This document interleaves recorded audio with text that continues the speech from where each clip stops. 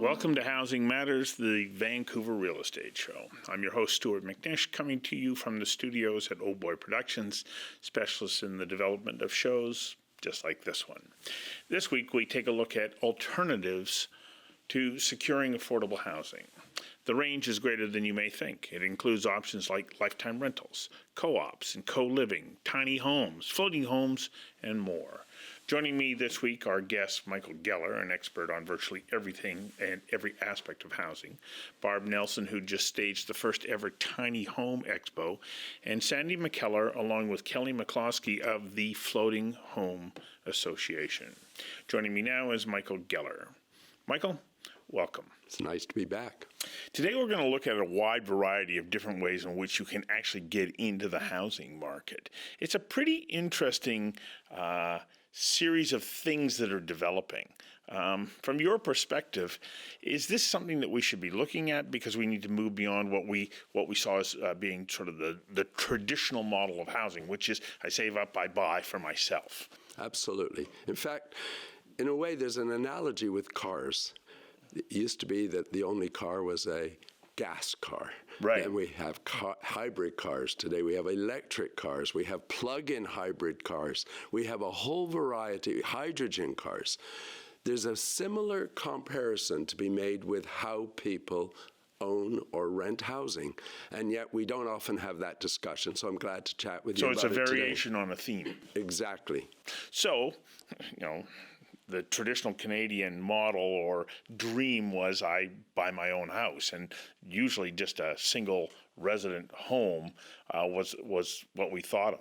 But that's not practical for a lot of people. Even buying a condo isn't practical for a lot of people. What are some of the options that are now coming available that really are worth exploring? Well, certainly one option that we hear a lot about is co-op housing. And again, co-op housing means different things to different people. Mm-hmm. When I say co-op housing to people in Canada, they generally think of either those older little buildings in Kerrisdale, or they think of government subsidized housing, because so many of the co-ops in Canada were subsidized by the government. And there, people don't actually own their own unit, but they own a share in the total development. Mm-hmm. But in the case of the government subsidized ones, you don't have any appreciation. But you may remember when John Lennon was killed, he was living in a co-op in New York, the Dakota. Indeed, in New York, co-op housing is, in fact, one of the most exclusive forms of housing, because an advantage of a co-op over a condominium, at least in the eyes of some, is you can decide who gets to live in the building. Oh, okay. But are you restricted in the fact that you will not see an appreciation in the value, or is that outdated thinking? That's outdated thinking. And indeed, there are co-ops in Vancouver that were built many years ago, which appreciate over time, just mm-hmm. as they do in New York.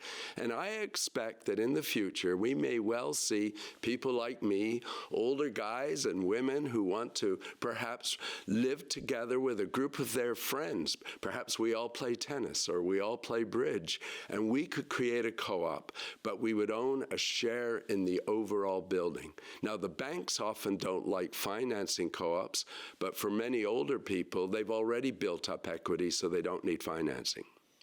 It's an interesting idea, because then as one person either passes on or decides to move on, they can sell their share, but they can't just sell it to anybody. That person then has to be vetted and accepted by the rest of the group. That's right. But now there are people who are going to say that's exclusionary. It absolutely is exclusionary. And when one of my friends moved to Vancouver recently from London, I had to write a letter on his behalf to the co-op to testify that I thought he would be a responsible neighbor.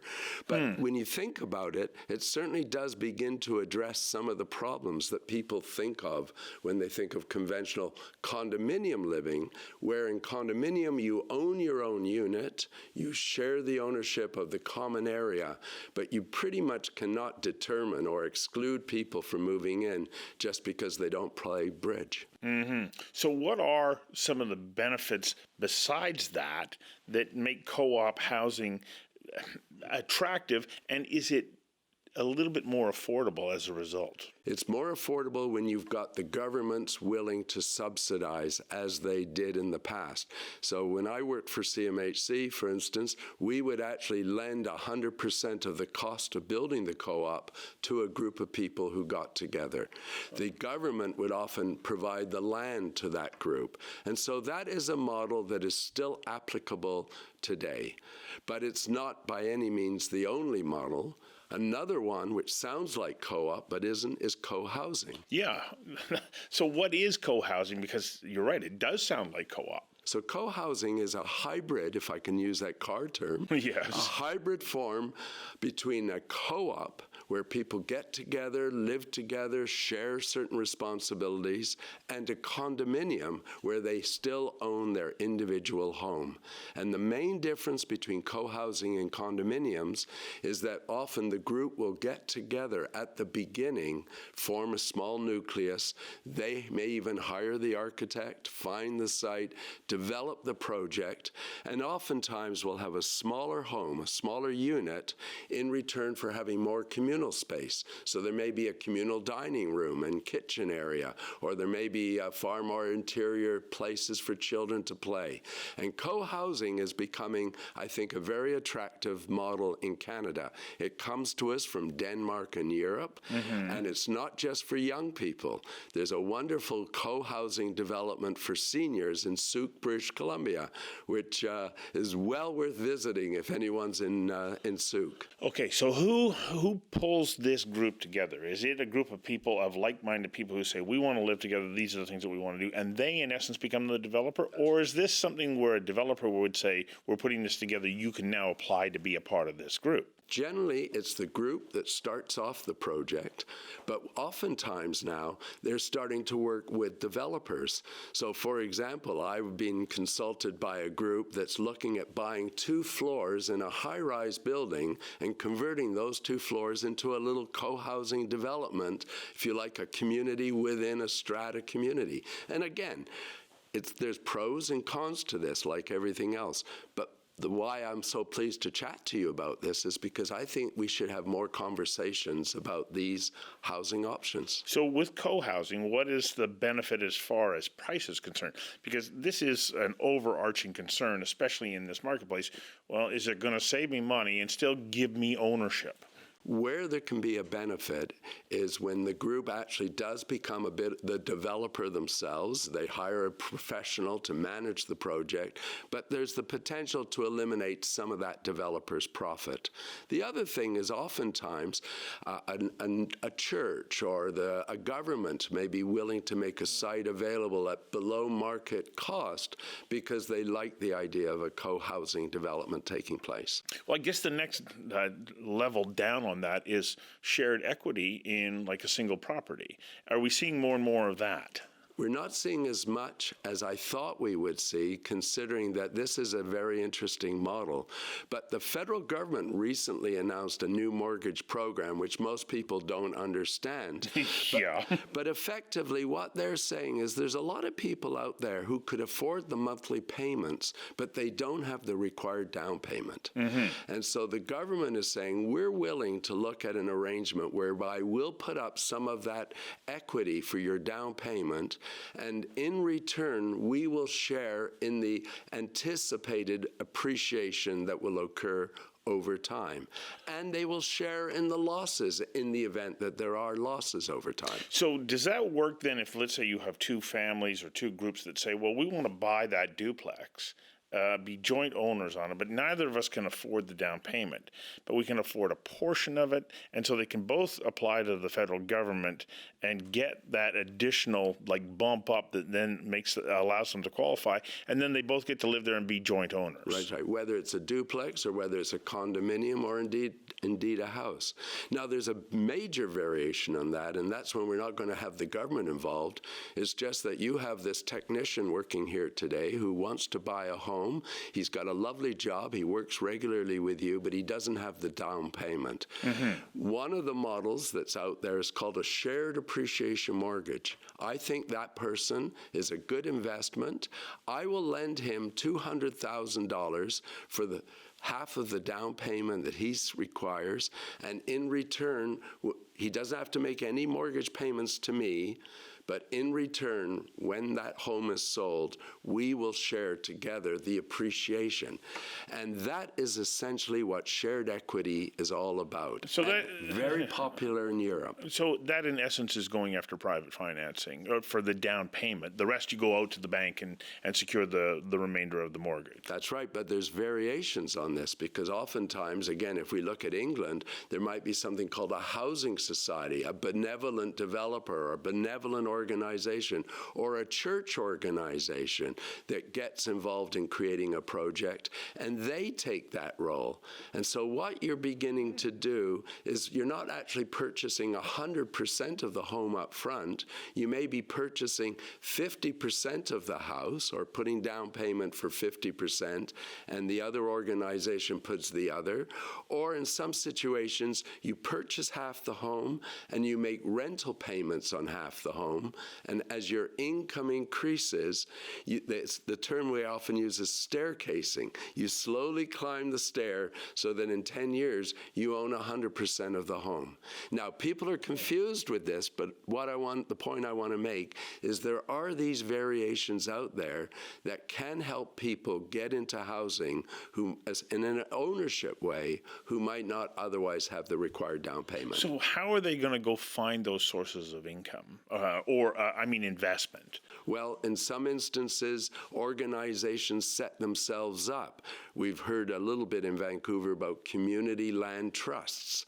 That's an example of an organization that gets involved in the development of housing, shares in the ownership arrangements. So it's a model that is out there. And we're starting to talk about it here. But like a couple of other options that I'd like to chat about, we haven't advanced very far. Okay, well, I just want to continue on that because as you're speaking, I'm thinking, well, would this be something that mortgage brokers are starting now to add into their portfolio, saying, well, I've got other options for you that you might want to explore in ways that can help you get into the housing market? Well, it's a good question because last night I was chatting to a mortgage broker about the fact that I was coming to talk to you about this today. She said, will financial institutions recognize this? I said, well, yes, they will. Well, she said, my bank doesn't. But the point is, if you have to make monthly payments on that, let's call it a second mortgage, or on that equity payment, then the banks have a problem. But very often, there are arrangements where somebody simply puts that, they invest that down payment or a portion of the down payment. They don't expect any monthly payments. They're not getting any annual interest payments, but they're going to get a nice cut of the appreciation when the home is sold 5 years from now. Okay, so that's all on the purchasing side of putting down a down payment.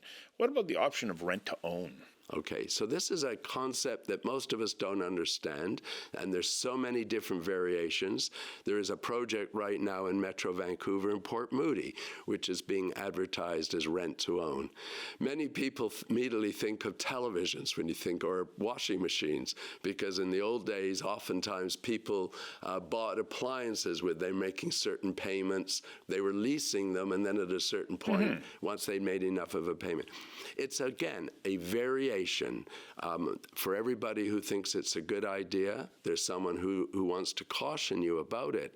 But the idea in principle, I think, is a good one, whereby you're making payments. You don't necessarily have all of that down payment you require, but you're making payments, and at a certain point, you can transfer the rent payments or a portion of the rent payments into the down payment to own the unit. Well, a lot of businesses do that when it comes to purchasing equipment. They go, well, I'm going to go to that leasing company. You're going to ask me for a minimum down payment. I'm going to pay over a certain number of months, and at the end of that, I own the equipment. You've made money, you've lowered my operating costs, and I now have access to something that I wouldn't have had otherwise. In fact, we started off talking about cars. Yeah. We forget about the fact that I think the majority of the cars that I see on the road today, especially those more expensive cars, they're not actually owned by anybody. They're generally being leased. Right. So somebody has put down not the $45,000, they may have put down $5,000. They're making the monthly payments, and after 3 years, they have the option. Yeah. They can either go and get a new car and pass it, or they have the option to buy out that car at a reduced price. And if you think about that, there's a comparable situation with housing as well. So in the rental market, there's also the opportunity for lifelong leases. Why would somebody consider that? What are the benefits? Okay, so life leases is a very interesting model, which is difficult to understand. But basically what it is saying is you have the right to lease a particular apartment or townhouse for life. And in the old days, these were often priced based on annuity tables. They were often used for seniors. If you were 95 years old, you didn't pay very much, because on death, the home reverted to the society that built it. We're generally not doing that today, but what we are doing, a wonderful example is the Performing Arts Lodge at Bayshore, built for people like you, performers, media personalities, who over the years have contributed a great deal, but didn't make much money. Didn't make a lot of money, Stu, unlike you. But the point is, there's an interesting model. The Performing Arts Lodge at Bayshore, in one of the most beautiful developments in Canada, because I was the project manager for 10 years. Well, it's right down there in Cole Harbour. Right there in Cole Harbour, next to the Westin Hotel. There's about 113 homes, and I think 14 people paid up front around $250,000 for the right to occupy one of those apartments, on the understanding that when they either leave or they die, they get that money back, but no appreciation. But that money was then used by a nonprofit society to build the project. The rest of the units are effectively subsidized rental. It's a wonderful arrangement, and it troubles me that it hasn't been duplicated. Now, it needs to be developed by an organization in which somebody has a lot of trust, but there are a lot of, again, benevolent groups, church groups, charitable organizations that could be copying this model. The risk, of course, is that when I put up that $250,000, it's not going into trust account like it does when you're buying a condo. The society is actually going to use that to build the project. But in return, you're getting a wonderful home, oftentimes in a great community, at significantly less than what the market value of a condo would be. And CMHC, the National Housing Agency, is promoting this concept. They have material available on it if anyone wants to look up life lease housing. But it's particularly attractive for seniors who oftentimes have a bit of equity and would be pleased to live in that kind of communal arrangement. The most important point here is unshackle your thinking about what is available and the idea that you have been shut out of the housing market. That's right. I mean, many years ago, I worked for a private development company, and we were building condos in Fairview Slopes, and my boss got the idea, why don't we design apartments for two people to buy together? And it was a form of cohabitation. So we basically designed the apartment with a living, dining, kitchen, and on one side was one master bedroom, and the other side was another master bedroom. And it was designed specifically for two unrelated people to buy and live together. But to have a shared living space and an independent living space. That's right. And again, it's a model. It's a variation. There's no reason for not doing more things like that. So cast your mind wide and far and come up with solutions that may work for you and a few other like-minded people. I mean, right now, so many people are resigning themselves that they may never own anything, that they will be renters for the rest of their life. And I will confess, when I moved to Vancouver in 1981, I was like that too. I looked at the price of housing, and my wife and I said, we're out by a zero. We bought 2 cars and we rented. Eventually, we managed to borrow some money. My boss lent me some money. I bought a small small house and slowly got onto the property ladder. But I do encourage people, if you can, don't be afraid of exploring some of these more innovative arrangements. And I also encourage people who've got money. If you've got a nephew or someone or a friend, don't be afraid to perhaps help them get into housing and take advantage of these shared appreciation mortgages, because oftentimes, well, I don't think we're going to see the huge appreciation over the next 10 years we saw over the last 10 years. Over the long term, housing always goes up. Always goes up because people still want to keep moving to Vancouver. Thanks for coming in and sharing these ideas. My pleasure.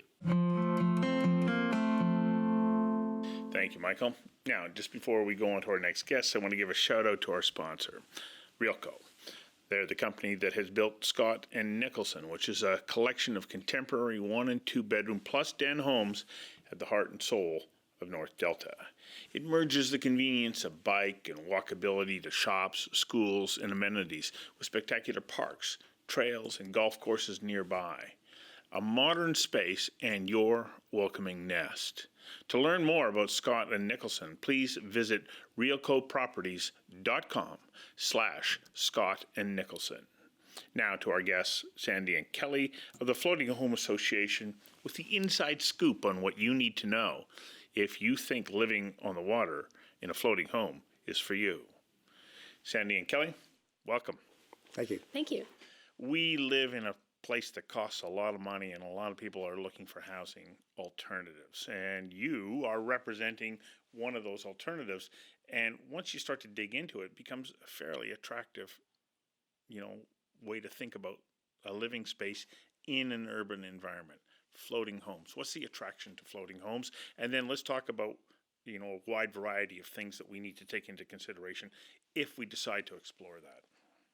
Well, the floating home community has been around for 100, 150 years in BC, and it's evolved tremendously. So the history is one of going from logging camps and fishing camps, and then gradually regulation coming around that and being brought into the city. And so there's a stigma around this nature where it came from, that somehow it wasn't regulated or it's not paying taxes, but all of that has changed. And so there's a huge opportunity right now to grow this as a viable component of the housing opportunities in a place like Vancouver or all over BC. How many people make floating homes their residence in the southwestern part of British Columbia?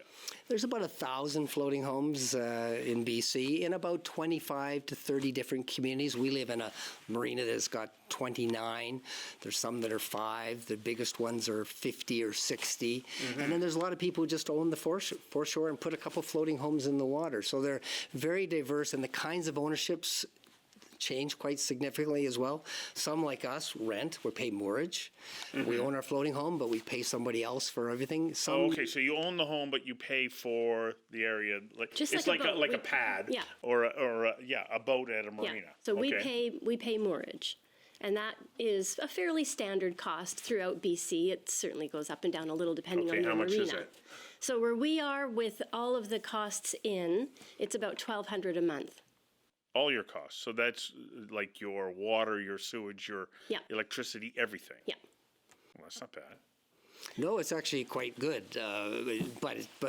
One of the challenges that people have is they don't realize that you continue to pay at least that to have that lifestyle. So the cost of a home might be $400,000, $600,000, $700,000, but then you're still paying rent on top of that. So we like to describe it. It is quite affordable, but it isn't necessarily entry level. And a lot of people maybe have that perception because they'll look online and see houses selling for $300,000, $400,000, $500,000. Wow, with housing in Vancouver, that's great. To get waterfront for $300,000, where else can you get that? But people Right. don't realize, they get all excited and they buy into it, and then they realize, oh wow, there's like this constant mortgage payment in a sense, right? This mortgage. And so some people get themselves into a bit of a pickle. Okay, but let's say I'm buying a home for $400,000. One of the questions right now, do I have to qualify for a mortgage the way that I would for a mortgage for a home, or do you only get this through a loan? Well, it's an interesting question. We are viewed somewhat differently by the financial institutions. They tend to look at us a little bit like, well, they don't understand it. And they assume that you could maybe disappear in the middle of the night. And so they're very reluctant to get too involved in offering mortgages. There are a few that do, but they're always very nervous. And so that's one of the challenges we've had, is to try to encourage the financial community to be comfortable, because we don't have power. We can't, we're not like a motorboat or what's it called, the homes that have. Well, we have houseboats. Houseboats, yeah. They can actually power on their own. And then you have floating homes, which require a tug or some other form of transportation to move around. Yeah. And floating homes are pretty connected to their dock. We've got our sewage, we've got our electricity, we've got our cable and phone and everything else. We're not going to disappear overnight. Too hard to do. It's too hard to do. Well, it is too hard to do. So that's one of the challenges. But we, and I think most of the people that do go into the lifestyle, tend to be coming from a land home. And if you're coming from a land home in Vancouver, you've probably got some equity. And so I'd say probably more don't need financing or a mortgage to get in, but obviously maybe But if you some did, do. you'd have to have some sort of fixed asset that you could borrow against. Correct. Okay. Yeah, I mean, as the association that represents the floating home lifestyle in British Columbia, it's one of the challenges that we are working to try to find a fix for. And that means not just working with local banks and mortgage brokers, but even working with the federal government, Ministry of Finance and CMHC, to help them understand floating homes and our permanency. CMHC is a challenge. They, again, don't understand it. They think it's a little bit like a mobile home park, and so they try to regulate it that way. And so they just don't give the community the freedom to function like you would with a normal asset like that. So would the stress test apply if you were trying to borrow money to buy a floating home, or is it really so far removed from the normal way of borrowing money that that's not a non-issue? It'll really vary by the type of ownership situation you have. Like in our case, we're just paying mortgage, and so that'll make them a little nervous because there's no land attached. Downriver from us, the homes in some of the communities down there own their own water lots. They own that moving water. And that does appreciate, and it doesn't move, obviously. And so, again, that is much more receptive to a bank, et cetera. So what we found is that it's very individualistic, that if you've got a good relationship with your bank, and you've got a history with your bank, and you're coming off of a land-based situation, you're probably fine. Or you could be creative and go back to the current owner and say, you're going to have to finance me, which may or may not work depending on what the circumstances of that owner are. That may or may not work. We haven't heard of many of those in our People are creative, and we live in times where we Yep. need to be creative, Yep. and that's why I think more people are starting to look Yep. at floating homes. Are you noticing an increase in the number of people who are now starting to ask those questions that could lead to floating home ownership? So what we saw was a few years ago, there was a TV show on HGTV called My Home Floats, and it was about floating homes, and it got into everybody's living room, and suddenly there was this keen interest in the world of floating homes. Realtors who specialize in the business suddenly had their phones ringing more frequently. The challenge for us is that this is a fixed sort of number of homes that are available. Mortgage opportunities are limited, and so what it did was it drove the price of selling homes up, as opposed to opening up more of an opportunity for what we call more floaties. Because of provincial regulations, and in many cases municipal or civic policies, the opportunity to build a new floating home community is fairly limited in British Columbia. The provincial policy actually is no more floating homes. That's official. It's written down. Like, no more. No more. Lands Department of the Ministry of A Forests. big part of that was driven by the fact that there were parts of the province still where you had a lot of squatters, and they were sitting out there in lakes around BC, not necessarily dealing with their environmental waste or issues, anything. properly. And so they were trying to, and they still are, trying to corral that in some particular areas. And they are making progress, but that was certainly part of the challenge that was being faced.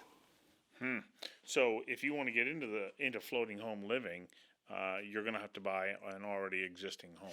Yes and no. I mean, one of the things that the province has told us, and they've been quite good, and we've really worked on that relationship, is that they have the ability to make A variance. variance, thank you, to the policy. And so the regional manager can do that. So if the city's on side, there's a developer, and the province will let the regional manager deal with that. There's a fairly recent, in fact, it's still being developed right now, development going in Squamish. And that's a good example of it can still work, but it's a big disincentive right now. It's not really being encouraged, and there's so much opportunity. When you think about Vancouver and the pressure to grow in and up rather than out, there's so much water opportunity there, and it's such a fabulous lifestyle. And I'll give you the example of Delta. Delta, when they first got going, and Delta is one of the biggest floating home communities in the province, the city was very reluctant to go down this route. And there was, well, because there was still this kind of image of, are they really paying taxes? Are they squatting? And there were some shanty towns on the river way back Hippies when. on the river, okay, Absolutely, yeah. All right. that was it. But now if you look at a brochure from Delta, a tourism brochure, what do you see? Us. Not us. But, okay, let's talk about this. Is this a lifestyle choice? Like when you decide you want to go to a floating home? Because there are some things that, you park over there, you got to walk down a dock, you got to carry your groceries and your garbage and all that kind of stuff back and forth. Does this become a lifestyle? Is that what makes it so attractive? Or is it an affordability thing? I think for the most part, it's a lifestyle choice. Yeah. There are people who may go this route, I think, in a misguided sense that it's going to be a financial savings. But as we've already said, that's not necessarily the case. Many years ago, we took a river tour down the Fraser River, hosted by the Ladner Historical Society. And that was the first opportunity we had to see the floating homes from the other side, because the dike basically protects them from view from the road. And Kelly essentially fell in love. and became romanced by this idea of living on the water. And I was unsure about that. And as you said, you park way up here, you got to walk down a ramp, which, we move 14 or so feet every day with the tides in Ladner on the river. So some days our ramp is a pretty steep hike. And in the winter, if it's a little icy. And in the winter, when it's snowy and icy, it can be certainly challenging. I mean, our marina is fantastic about keeping things as safe and clear as possible. And we looked for almost 4 years before we found the perfect home in the perfect situation for us. But it was definitely a lifestyle choice. And now that we do it, I want to say it was my idea, because it's an awesome idea, and we love it. Okay, so let's say I'm considering this as a lifestyle. What are some of the questions that I have to ask myself to determine whether or not it's the right lifestyle? So how are your knees? And any other joints, and yes. any other joints, absolutely. Do you get seasick? Do you have motion sickness? There's a couple times in the year, the big storm we just had before Christmas, where we don't want to be on the water.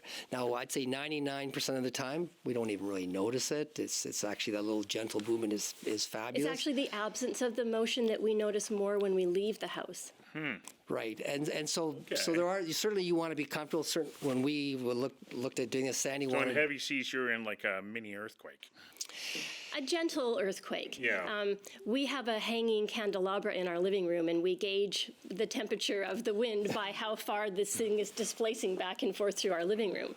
And at what point do you decide that's a warning sign we're getting out? Yeah, well, we've only really we've been there 6 years now. We've only really lived through 2 storms where the only thing keeping us in the house was the fear of leaving it.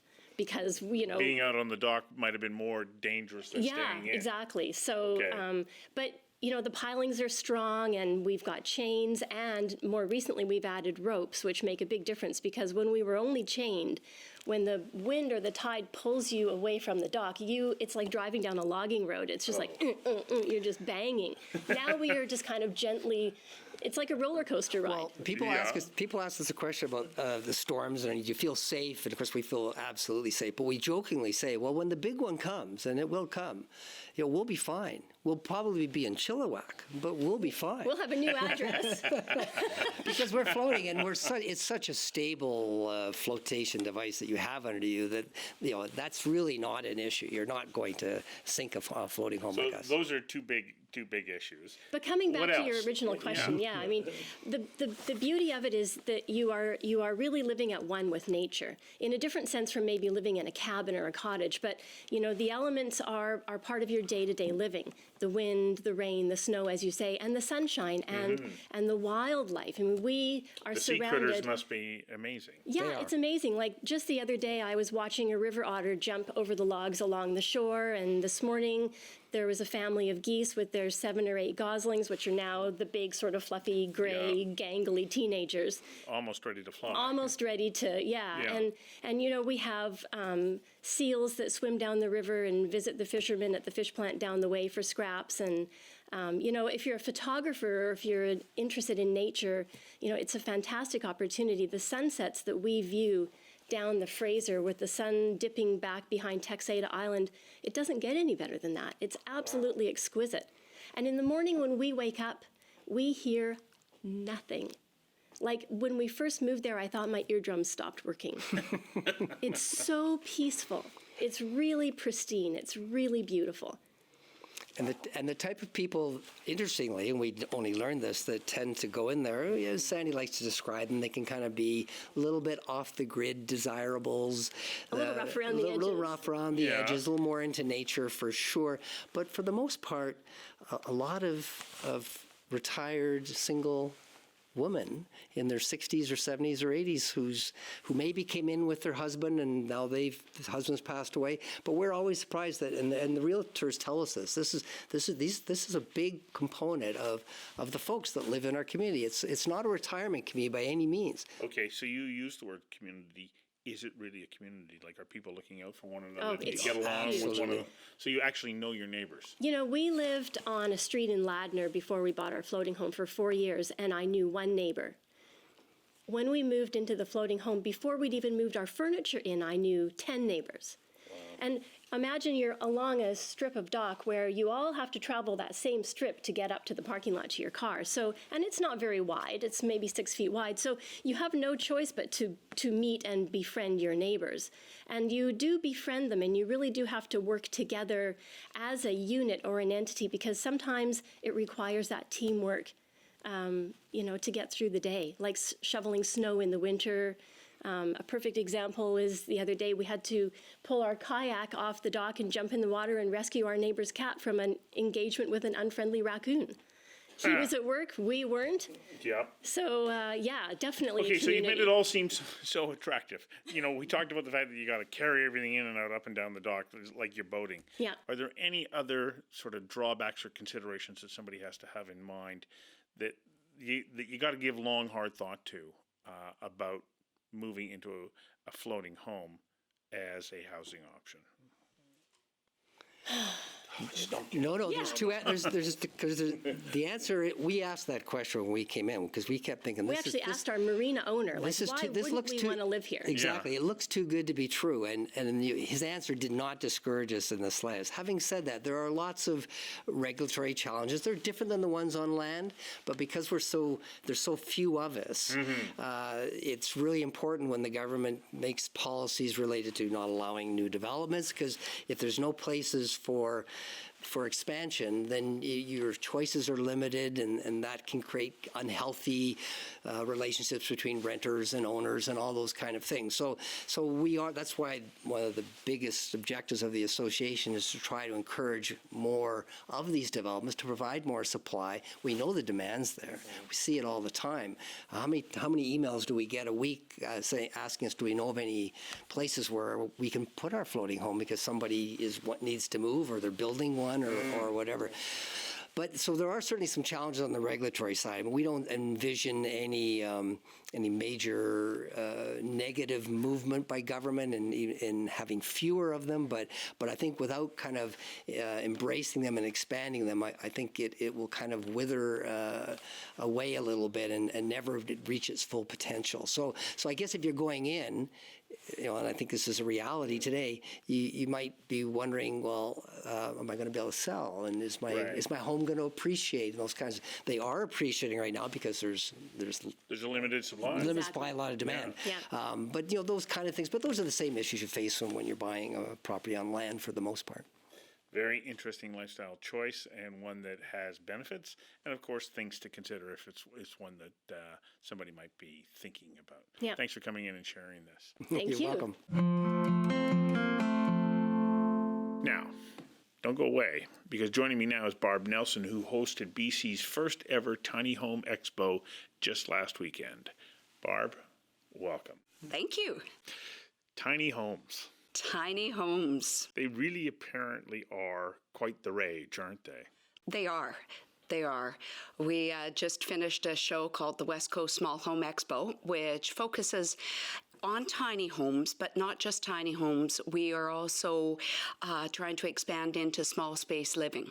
So everybody who is living in smaller condos, laneway homes, basement suites, even your townhomes and that nowadays. I live in Langley, and a lot of the townhouses even that are going in now are 3-story, but you're looking at 1,000 square feet over that 3 stories. Mm-hmm. And so everybody is living in smaller spaces. So you had quite the turnout, like more than you even anticipated. What do you think that says about the level of interest for this small space living configuration? I think it's here to stay. I think we got we had 4,000 people through over the 2 days. And for a first-time show, I feel that was really good. And yeah, like about 4 times what you were expecting. we weren't sure what to expect, really, we weren't. And so, yeah, I think there are so many people, well, in Vancouver, I'm sure a lot of the condos and that now are not huge spaces and that for people to be living in. So everybody struggles with the same sort of things. Mm-hmm. How do you store things in these small spaces? So you have to have things that help you to organize the things that you definitely want to keep. Well, I went out there, and there were lineups of people trying to go through these different display homes that Yes. were there. And I have to admit, some of the solutions around how do you take what appears to be a desk and seating area and also turn it into a bed. It's like really innovative thinking. And this is where we're at as a reflection of how much it costs to live in those things. Yeah, absolutely. The cost of living here has become so high, I can understand the attraction. Yeah, it's very cool to go through the different homes and see what different things in that the different builders have come up with. Like there was one home that had storage underneath the stairs. So you pull them out, you can put whatever in there. Everywhere that they could think of, there were options in that for storage. Well, in one, there was storage between the wheels and under the main floor. And then on the other side of the wheels, there was another large drawer that sort of came out from the outside of the building. Yes. And in. Like every bit of space was being utilized in a pretty thoughtful and innovative way. Yeah. Aside from the storage too, I think one of the things that amazed me, because people think of tiny homes and think of, everything's going to be so much smaller. But I think some of it was the sizes of the kitchens. There were a few there that had full-size refrigerators. They had a dishwasher built in. They had all kinds of different things that were regular size appliances. And I had always thought that when you were building a tiny home, it would be much more compact things. But anyway, I was pleasantly amazed at what people come up with and ways to fit it in. Well, one of the things I think that would hold me back, and I was, to use your expression, pleasantly surprised, is there were a couple in there that were showers that I go, yeah, this is got a good bit of space in here. Because usually you think, okay, well, I'm going to have to be cramped in with a little, but no, they really engineered this quite well. Yeah, they did. And there was one with a bathtub that was actually a decent-sized bathtub. Yeah. Hard to believe. Yeah. But there it was. I think the more interesting, it's not the more interesting. One of the other interesting things is the cost of entry, anywhere from about $60,000 up to about $120,000, depending on how complex you wanted to get. So to have what amounts to a tiny condo on wheels for that price, pretty affordable. And so that gives people entry into home ownership. It does, because it's so hard nowadays, entry level into your regular condo, and that I'm not even sure anymore what prices are like here in Vancouver. But like out in Langley, you're looking at probably $300,000 for a very, very small condo. I would say that most are more than that. And as a first time, and you need 10% down, that's a lot of money you have to save or have somebody invest with you to be able to get into the housing market. Well, so that leaves me wondering, if I go to buy a tiny home, and let's say it's $100,000, I guess I can get a loan rather than a mortgage, and then therefore I wouldn't have to qualify for the B20 stress test. Yes. So there are, we had one mortgage broker at the show, and she's also a builder. And so she specializes in helping people get into these different homes and such. Some of them are qualifying as RVs, so it would be the same sort of financing structures and that as buying an RV.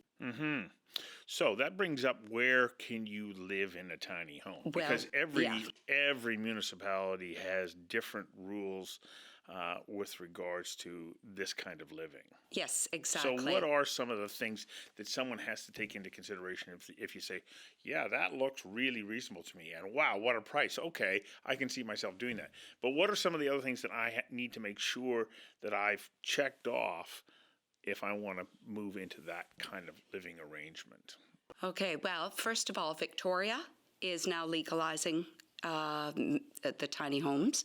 Meaning that you can come in, set up, and stay there. You would have to go through and make sure that you're meeting whatever their criteria is, but the Sunshine Coast also accepts them. There's a new development going up into Sunshine Valley, and there are other municipalities around the Lower Mainland that are looking at it. So I'm hoping that it will get easier and easier to do that. Out in the valley where there is acreage and such. And wouldn't it be nice if, like in my case, my dad is still alive, but I would love to be able to have somewhere and that he could be close by us. Same thing with our kids and such. If you've got a piece of property, why not be able to use it with something and that you can have them actually living on close proximity and them being able to afford it. Right. So one of the things that I thought about when I was looking at this, there's been a considerable amount of discussion around laneway homes as a way of being able to expand the amount of available housing in a city, let's say like Vancouver. Yes. The problem, and I thought, well, wouldn't a tiny house be a nice alternative to building a laneway home? Laneway home costs more money, it's harder to put in, there's all that approval process. And so I looked into it, but apparently the bylaws wouldn't allow you to do that and for any more than about 6 months out of the year. Yeah. And so what do you do around that? How do you get around that? Well, that's a good question, and that there are different groups out there. Tiny House Alliance Canada, I believe, is one of them. Look for the different groups in that are out there that are trying to do things and that to get it so that tiny homes are legal around. I know part of the problem is the fact that they are, quote, on wheels. Mm-hmm. And so it's a whole different set of rules and standards based on that. So I would say go in and ask your city, municipality, and such what you would have to do to be able to do this. And I think there's going to be a lot of groups and a lot of people in that lobbying for some of this to change as we go forward. So what are a couple of the other considerations around being able to set up? Because you need to have water and access to sewage, electricity, and some form of communication. But beyond that, you're pretty self-sufficient, aren't you? Yeah, you are. I mean, as far as electricity goes, you can also look at solar panels. Mm-hmm. and Yeah, I know. I such, saw some which- pretty innovative solar panels Oh, off yeah. off the sides of some of those homes that were on display. Yeah. So I think also what's happening with a lot of the different homes and that too is that they end up up country over on the island and such, being used as vacation property, or people living in sort of out of the way places and that where they may be off grid and yeah. So Yeah, but I can see that there would be an interest among some people saying, no, I want to bring that kind of style living into an urban setting. yeah. So there's going to have to be talk between the tiny house community and the different cities and municipalities to see what common ground that they can find for moving forward. So are tiny homes being manufactured here in British Columbia? Oh, absolutely. All of the homes that we had, so we have Mint tiny homes there, we had Coast tiny homes, there was Hewing House, Freestyle Spaces, there was Tiny Healthy Homes, just, to name a few. To name a few. So there are quite a few. Absolutely. Wheelhouse, there was Sunshine Coast, or I think they're just Sunshine Tiny Homes, but from the Sunshine Coast. So lots there of is an people. industry, okay, and growing interest. And growing. So what would be your checklist of the first 4 or 5 things that somebody should tick off if they're looking at moving into this tiny home space? You have to like to live in a small space. Yes. Absolutely, because it is a whole different lifestyle. You have to be willing to downsize because you cannot take a lot of your belongings and possessions with you. You have to decide what exactly is the most important to you. And if you can't get past that, then it's a little bit difficult. I think one of the things too about living in a tiny house is the freedom in that, because you are not tied to a mortgage.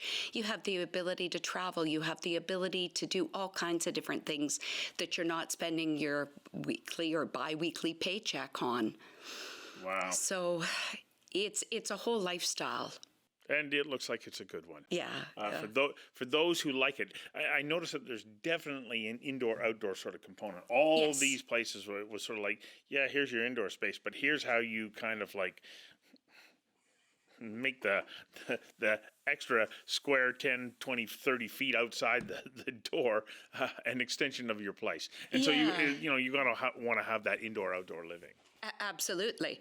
I think it was Freestyle Spaces that had the tiny home with the spiral staircase Yeah. that went up, and they had a gorgeous living space up top. Yeah, And, huge deck up there. Yes, yeah, absolutely. So if that's what you're looking for, I mean, there definitely is the roof to look at.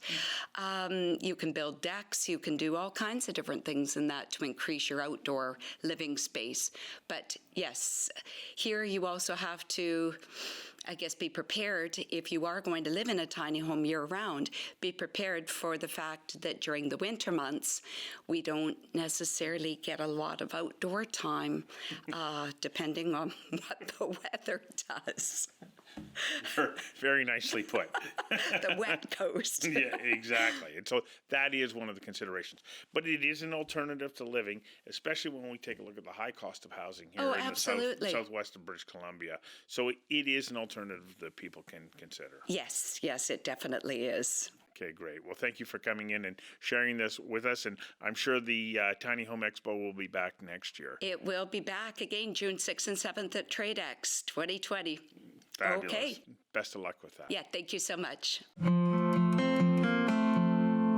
Thank you for tuning in on Apple Podcasts, the VancouverSun.com, and the Province.com, as well as the Vancouver Sun's YouTube channel, which I ask you to subscribe to because you won't want to miss an episode. As well, I want to thank and acknowledge Arnold Chang, Greta Gibson, and Derek Hayter, without whom this show would not be possible. What a great team I get to work with. I'm Stuart McNish. Thanks for joining us on Housing Matters, the Vancouver Real Estate Show. See you next time.